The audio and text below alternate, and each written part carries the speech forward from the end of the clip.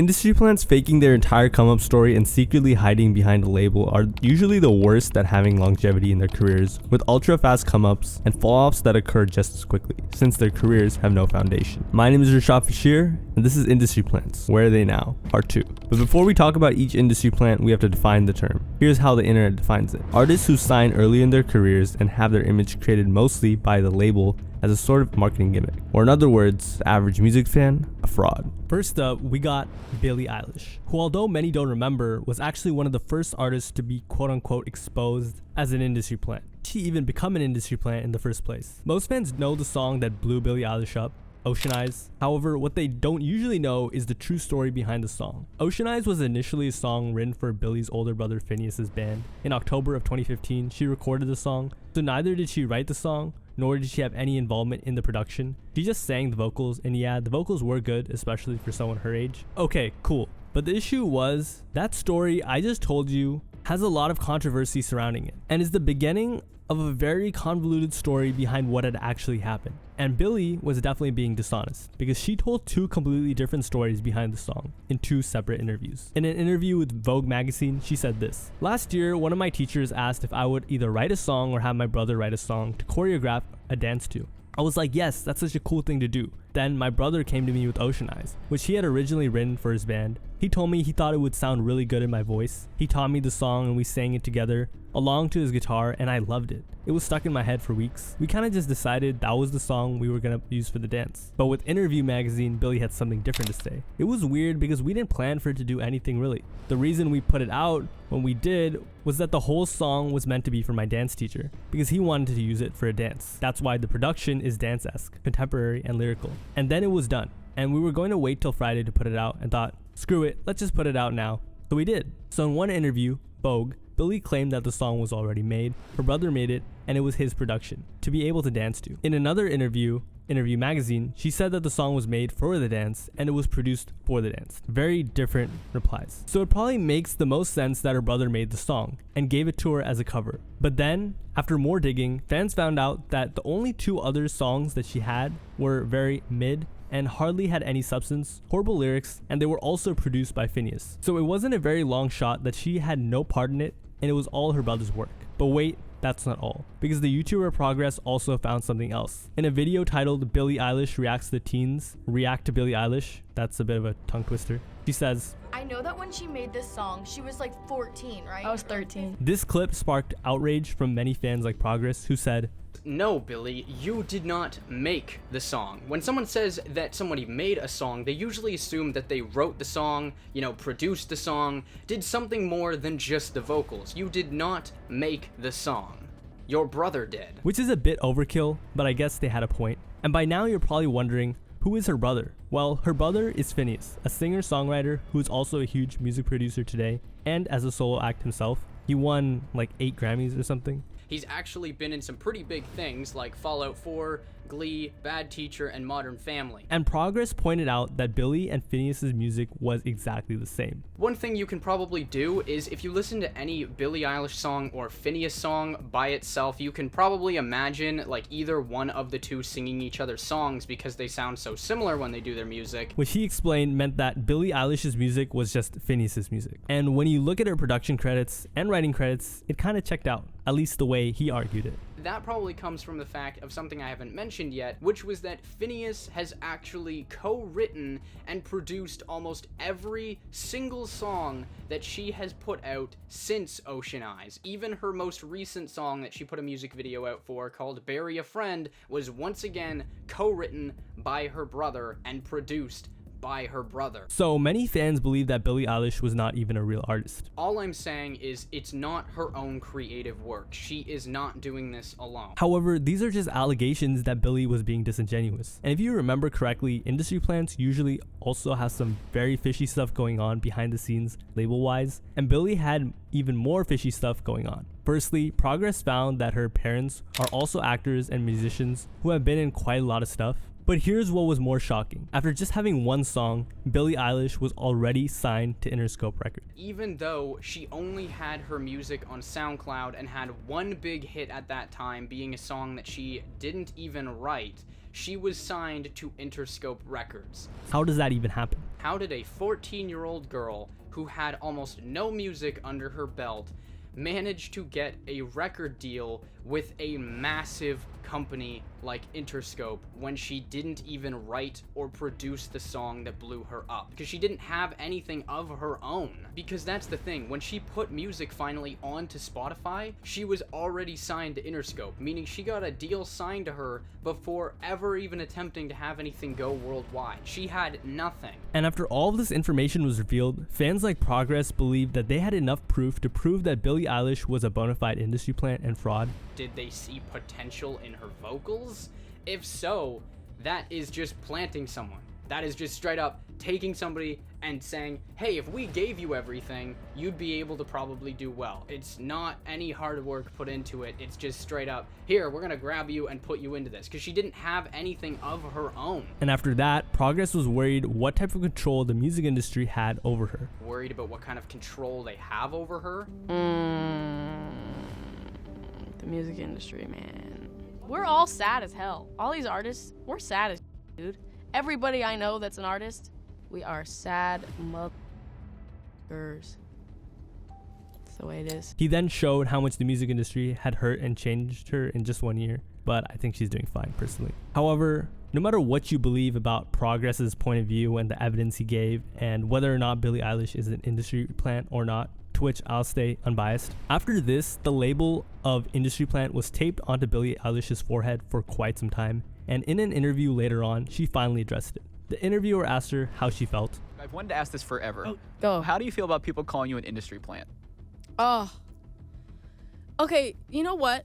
I just want to hear the reasons why that's said. She said she didn't believe in the term existing. I actually don't believe in the industry plant because it's actually impossible to make somebody genuinely successful and it be fake. You can get famous and it can be fake, but you can't actually have people love you and like cherish you and have art that's really good. And that she didn't get people's reasoning. What's the word? The phrase or whatever? Yeah, the term, phrase, whatever. You know, it would make sense if my mom was some like crazy famous, you know, model or actress or singer or something. Then it would make sense to me. Well, a little bit.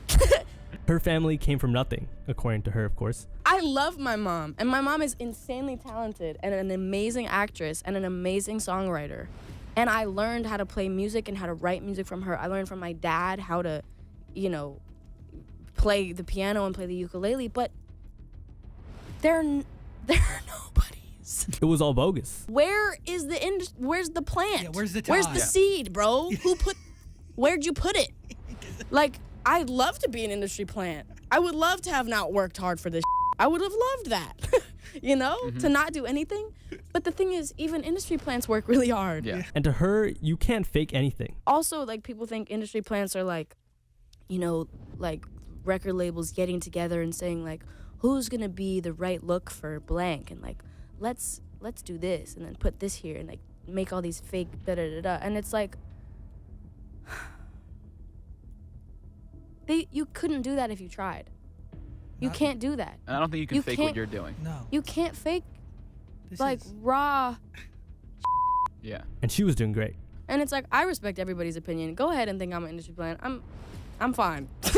I'm doing just fine. So where is she now? Because all of this was a while ago. Well, Billie Eilish has been in a ton of controversies since then for all sorts of things. Mostly her relationships with men due to age gaps, and you know, I'm not shading her as a woman or anything. It's just where most of her controversies lie. But also for stealing another clothing brand's designs, and recently something about men's bodies as well. But that stuff isn't really my lane. They say the best revenge is success, and after these industry plant allegations, Billie Eilish became a superstar, and rightfully so. I mean, let me just read some of her accomplishments straight off of her Wikipedia page. Eilish has received multiple accolades, including 9 Grammy Awards, 2 American Music Awards, 2 Guinness World Records, 3 MTV Video Music Awards, 3 Brit Awards, 2 Golden Globe Awards, and an Academy Award. She is the youngest artist in Grammy history to win all 4 general field categories: Record of the Year, Album of the Year, Song of the Year, as well as Best New Artist in the same year. She is also the first person born in the 21st century to win an Academy Award. Geez, my mouth is just tired of saying all of that, and she's only 22 years old. So once again, like she said, she's doing just fine. However, this next artist never quite got to those heights. The next artist on this list is Ian Dior. Ian Dior is an artist that blew up in 2019 after capitalizing on the last bit of hype left for the emo rap wave, along with the Internet Money producer collective, and went on to go #1 with 24K Golden. And despite all that success, for most of his career, Ian Dior's name has been shrouded in controversy due to industry plant allegations and just for not being that original. Well, he's basically Juice WRLD 2.0. You know what? Actually, no. He's not Juice WRLD 2.0. He's Juice WRLD -1.0 because he's just not original in any way. And it all began when fans started to find some very odd things in his statistics. Ian Dior had a ton of songs spam uploaded to all sorts of rap promotion pages, which cost a pretty penny, while on his personal channel, the songs were getting next to nothing in terms of views. Also, it just started looking more and more weird that his music is apparently blowing up everywhere but his own YouTube channel. Like, how the fuck is that possible? His songs were getting streamed like crazy out of nowhere. And not only that, Ian Dior had an A-list feature and A-list producer on one of his songs. What? And then I realized it was featuring P&B Rock, and it was produced by Nick Mira. Finally, there was a red flag of hell. It was Ian showing appreciation to his fans, which I guess is kind of wholesome, except it was for fake plays on his music. Molly 100K in 4 days, Emotions 200K in 12 days, Cutthroat 161K in 16 days. It hasn't even been a month of me releasing music. Thank all of you guys, couldn't do it without you. Fans like Progress were appalled at the blatant lies. This wasn't just one red flag, it was like 10. So many fans got to thinking. It was clear Ian Dior's career had been paid to up to that point. It's just at the time, no one knew who was paid by. So after a decent amount of success for SoundCloud rapper, Ian Dior began getting labeled the I-word industry plant, and videos began to surface, of course, the most famous being by the man himself, Progress. And what he found was pretty interesting. It turned out that Ian Dior was signed to Internet Money, and they were promoting him like crazy. This is echoed by the fact that Nick Mira, who is actually a producer for Internet Money Records, was constantly promoting Ian on his other socials, and even Taz Taylor, the CEO of Internet Money Records, was posting him on his Twitter. Plus, all of the official Internet Money Records YouTube channel and Twitter and everything like that were also posting stuff from Ian Dior. Progress found out that the Internet Money Collective had worked on him like a lab rat and helped him blow up. Okay, so that just explains how Ian Dior's music was getting such a push. But who even was Ian Dior? Did he just come out of nowhere? Well, Progress found that out too. It started with them finding that Ian Dior's old music was registered underneath a different alias, Olmo. He started finding more links and realized that Ian Dior used to go by the name Olmo. It was definitely him. But am I able to show you that the record deal that he signed with Internet Money Records actually made him change his name or his aesthetic at all? Yes. Yes, I am. Firstly, if you look at how he used to dress when he was Olmo, it was very much more clean cut, and even his haircut was much shorter above his eyes and had a clear pattern to it. And he actually used to dress like a regular person. But somewhere along the timeline, Taz Taylor found him on the internet and realized he could turn him into an emo rapper, and more importantly, a star. And he tweeted, "Well, I found my new artist." 2 days later, Cutthroat by Ian Dior was released and produced by the famed Juice WRLD producer Nick Mira. And that's when the fake view voting and promotion began. I also just wanted to say that I'm a little bit skeptical of the legitimacy of the views on Ian Dior's channel, because as you can see from these stats right here, they're actually taken from just after he released his music video for his song Emotions, and on the first day he went up 4,000 subscribers from 29,000 views, but then the next day he went up 6,000 subscribers from 326,000 views, then the next day he got less subscribers at 4,000 subscribers, but went up 472,000 views, then he got even less subscribers the next day at 3,900, but he still went up 346,000 views. Then the next day he got even less subscribers at 3,000 subscribers, but he went up even more views at 400,000 views that day. Something I also didn't mention was that Internet Money had paid for famous YouTubers, hey guys, hit me up, just kidding, I'm not famous, to promote Ian Dior's music. This included FaZe Clan, Clout Gang, Nelk, and more. This was actually insane promo, by the way. I have to give them props. I used to watch FaZe Banks, and at the time I had no idea Ian Dior was a paid promo. I thought they were actually friends. I guess that was just a bit naive of me. And so only 2 months into his career, his new career I should add, Ian Dior signed to 10K projects. But the backlash that Progress's video caused changed Ian Dior's career forever. He became one of the poster boys for the term industry plant, and it severely harmed his image. Ian and his team would try to respond to the industry plant allegations multiple times. In the beginning, his label owner, Taz Taylor, tried to fight back against the term. In an interview, Taz was asked, "Now that you don't work with Ian Dior anymore, are you willing to accept that to some extent that you were industry planning that Every situation?" artist is an industry plant, though. Every artist in the music industry is an industry plant. He explained everyone got help and made some pretty horrible arguments. Industry planting is whenever a label signs an artist and acts like they're unsigned. Right. And they're not affiliated with them. They don't do anything. If I'm the label owner and I'm promoting these artists, how is that an industry plant? Taz tried to play it off, but it was clear what was really happening. On May 1st, 2019, he said that industry plants are people who get the perks of being signed while claiming that they didn't. Then on July 26th of 2019, Taz tweeted industry plants don't exist at all and everyone is just hating. And it just got to be too much. Ian's comment sections were filled with people calling him an industry plant, and he just couldn't escape the label. So after basically being forced to take accountability, Ian and Taz Taylor decided to just own it and named Ian Dior's debut studio album Industry Plant. To them, it was a genius move. Taz wrote, "Ian's album title is the best of this year. If people want to focus on BS instead of the music, so be it. We'll call ourselves it, so you can't say it anymore and you're forced to just take the music for what it is. Also, when you Google Ian Dior Industry Plant going forward, you won't get BS clickbait videos of people who have no clue what they're talking about. You'll get the album." Genius. Progress explained that that's not really how it worked. Okay, let's go on Google right now. Google Ian Dior Industry Plant. Let's just see what pops up. Just for fun. Let's just see what pops up. Oh, my video is the first search result link. And in an interview, Ian gave him his own response. Ian is saying that he wants to literally remove the line between being a real artist who takes things from the heart and being a manufactured piece of garbage. But that obviously wasn't how Ian Dior felt. It was probably what others around him were telling him to say, and as a young musician, he probably just listened. However, in an interview later on, he did reveal his true emotions. The interviewer asked, "Hearing this story, does it offend you to think that like people thought you were an industry plant?" And Ian explained, "It did. It like really made me feel like people were like stripping me away from all the hard work that I did, because I worked my ass off to just get to LA. He really had to struggle. At that point in my life, I was living off Jack in the Box tacos.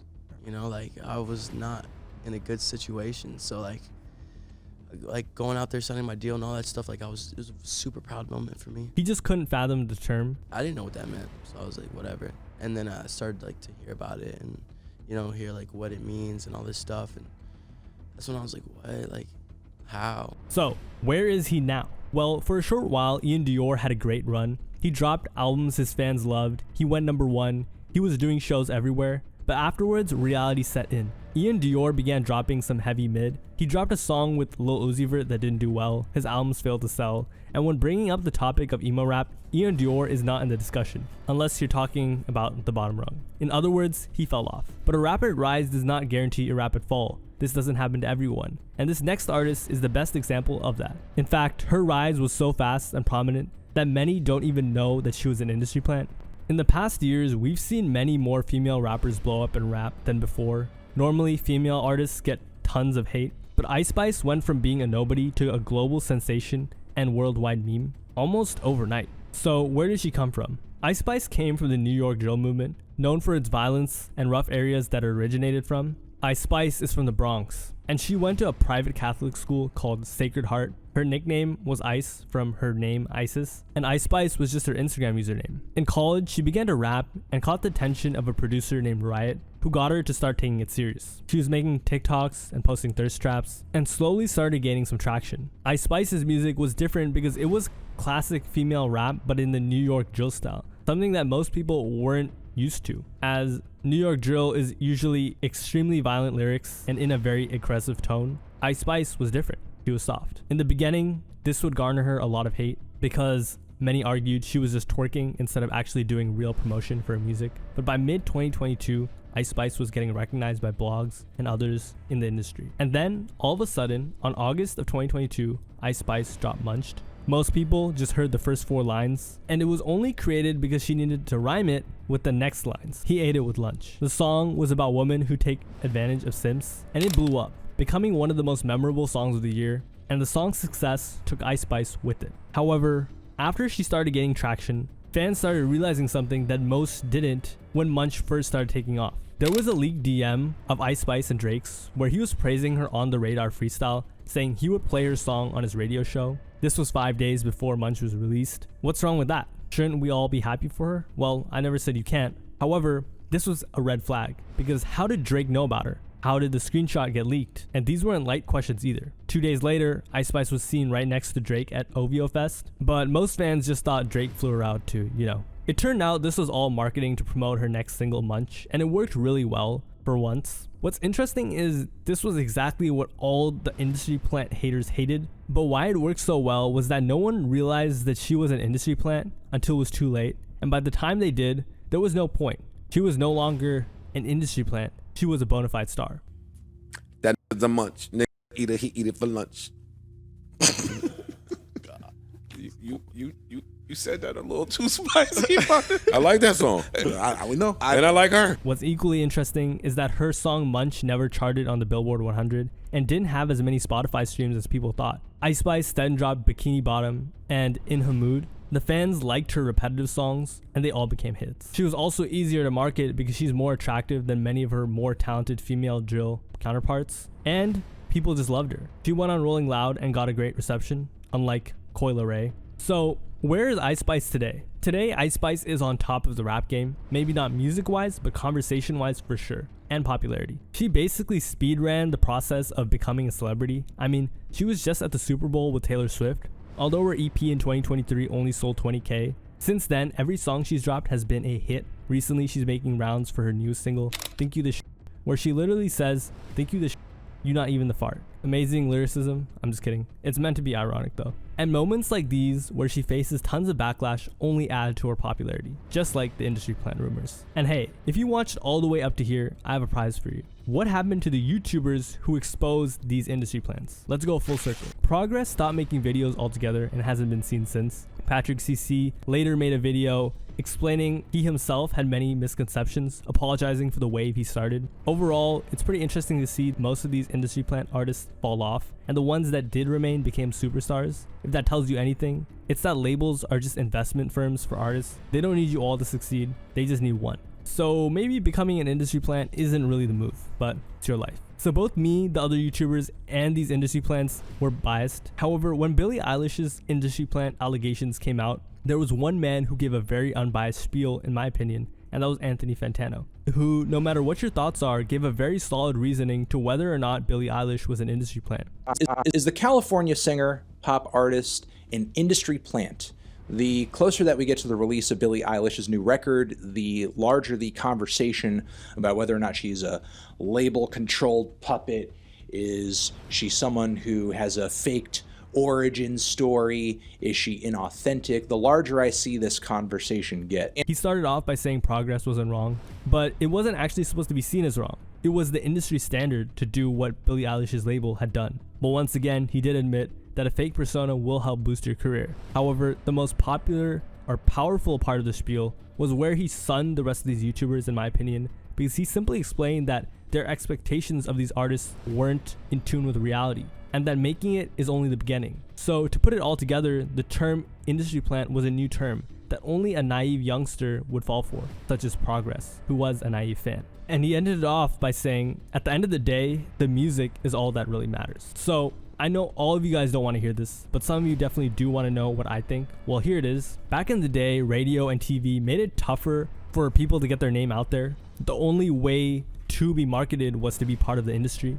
However, with the industry, it's different. Rappers like XXXTentacion, Lil Peep, and more paid their dues, hustled, spent years and years trying to achieve success before they had it, and eventually earned a very loyal fan base. And that's because they earned it. They can't just fall off, or couldn't just fall off. Even if they don't have a hit in recent times, their fans will have spent so much time listening to their music, it didn't matter. They could still sell out shows and do amazing. With an industry plant, they just don't have the same longevity. So after all of that is said, hopefully it makes sense why fans gravitate towards the kid that spent thousands of hours in his room learning to make music himself than the artist whose parents paid for a record deal. Can you call those same fans naive for thinking that way? Sure. Can you blame them? No.